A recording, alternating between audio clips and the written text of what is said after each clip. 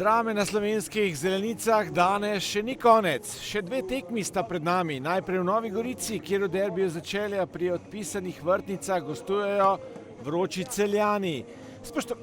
Spoštovane gledalke in gledalci, ljubitelice in ljubitelji slovenskega nogometa in Celjani na 9. mestu s 37 točkami. Zdaj tam priložnost za domačine, strel Ojevusija brani na koncu. Najbolj zanimivo pa zagotovo v Ljudskem vrtu.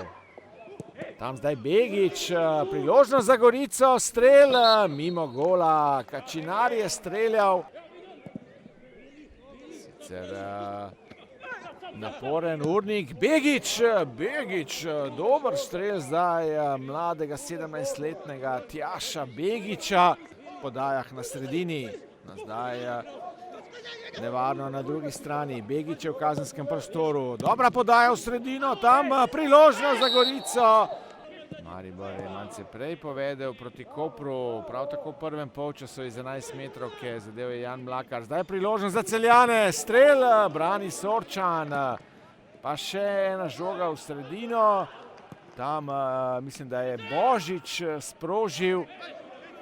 Kadušič, sam je Božič na drugi strani, zdaj priložnost, še ena obramba Sorčana, zdaj bolje je tekmo odprla Gorica, nanizala nekaj lepih priložnosti, a mreže Celja ni uspela zatresti. Zdaj dobra dvojna podaja, pa strel Božiča in gol!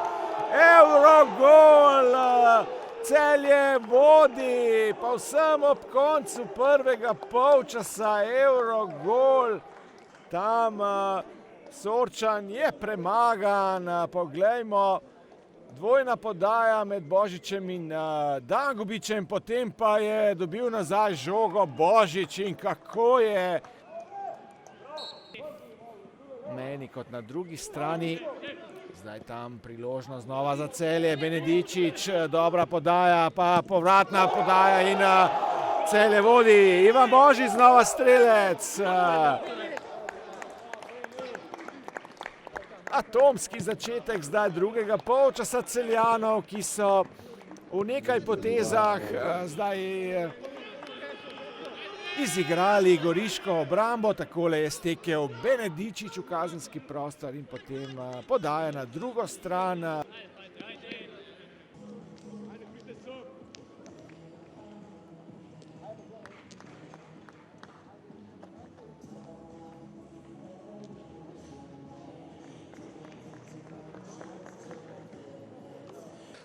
Opet poraz, mislim da ga možda danas nismo ni zaslužili.